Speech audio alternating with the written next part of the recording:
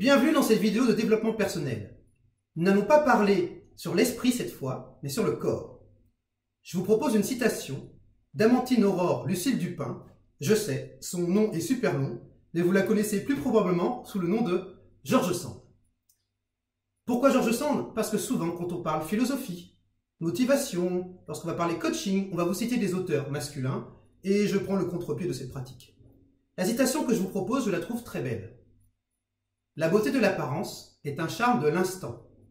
L'apparence du corps n'est pas toujours le reflet de l'âme. Ce que nous dit George Sand, c'est quelque chose que l'on est censé tous savoir, qui est qu'en fait, qui l'on est ne dépend pas de son apparence. Et la beauté d'une âme, d'une personne, n'est pas liée à son apparence physique. On ne voit bien qu'avec le cœur. L'essentiel est invisible pour nos yeux, disait Saint-Exupéry.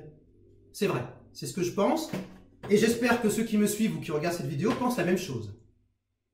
Maintenant, ceci dit, comme disait George Sand elle-même, on n'est pas seulement corps ou seulement esprit. On est corps, esprit, tout ensemble.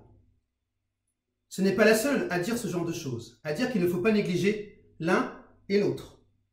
Nous avons par exemple quelqu'un comme Rousseau qui va vous inciter à développer votre corps, à l'avoir plus fort. Il va dire plus le corps est faible, plus il commande, plus il est fort, plus il obéit.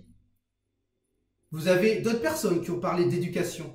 Je pense notamment à Rabelais, avec Gargantua. Mais vous avez aussi Montaigne. Vous allez avoir également Socrate, Platon, qui vont vous dire comment vous devez procéder.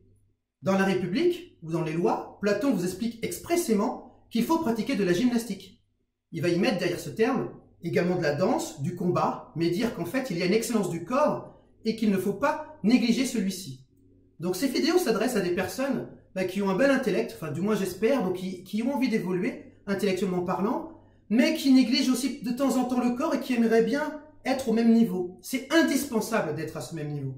C'est indispensable parce que ça fait notamment partie de la confiance en soi, mais c'est aussi le rayonnement naturel que chaque individu devrait avoir.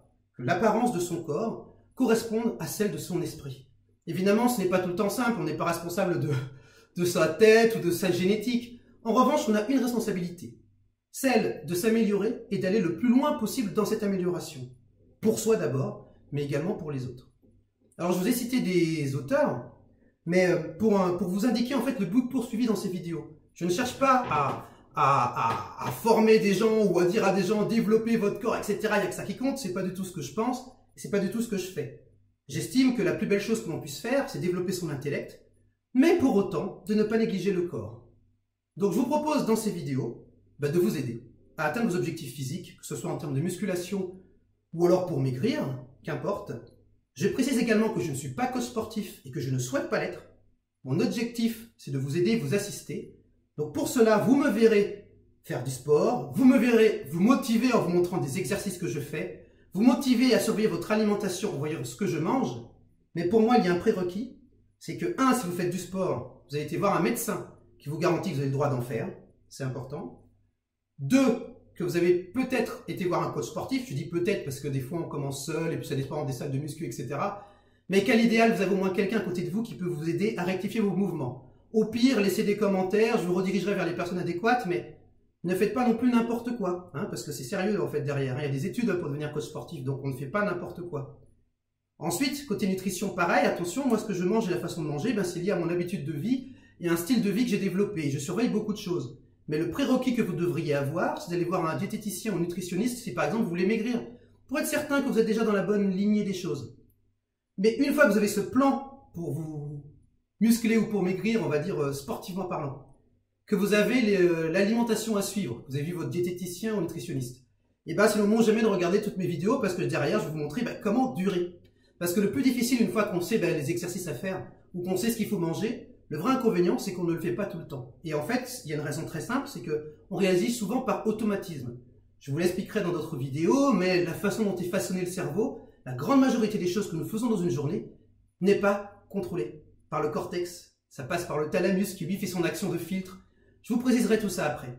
En revanche, voilà, vous allez faire une chose pour moi, parce que je vais je vais écourter cette vidéo pour pas qu'elle soit trop longue, juste pour vous dire, abonnez-vous. Nous allons avoir un long parcours qui va vous permettre de vous mener à vos objectifs.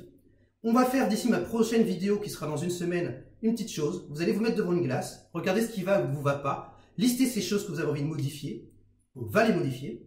Vous allez faire autre chose, vous allez lister ces moments où, sans vous en rendre compte, vous craquez. Vous êtes là à table et vous dites « Ah tiens, j'ai envie de me resservir » et là vous devez vous dire « Ah, là j'ai envie de me resservir de ci, de ça ». Vous allez être au restaurant, vous allez voir une assiette passer et vous dire « Ah, je veux manger ce plat ». Notez toutes ces choses qui se passent malgré vous, indépendamment de votre volonté, qui vous font craquer. Il y a des techniques pour vous permettre en fait d'avoir un style de vie et des techniques qui vont vous permettre, d'atteindre vos objectifs. Pour ça, on va casser des habitudes. Mais casser des habitudes, ça ne fait pas simplement. Même si vous avez conscience qu'il ne faut pas manger du gras, par exemple, enfin, il en faut pour le corps, il en faut absolument, mais pas n'importe lequel. Vous savez qu'il ne faut pas replonger sur un plat de frites, c'est pas pour autant que vous n'allez pas le faire. Bref, je vais vous enseigner tout ça. Abonnez-vous et vous allez voir, ça va pulser, mais gardez bien en tête que l'objectif n'est pas de faire des abrutis ou de faire du muscle pour du muscle, c'est d'avoir des gens qui deviennent de belles personnes et que leur apparence soit au moins le reflet de leur personnalité. Voilà, à la prochaine.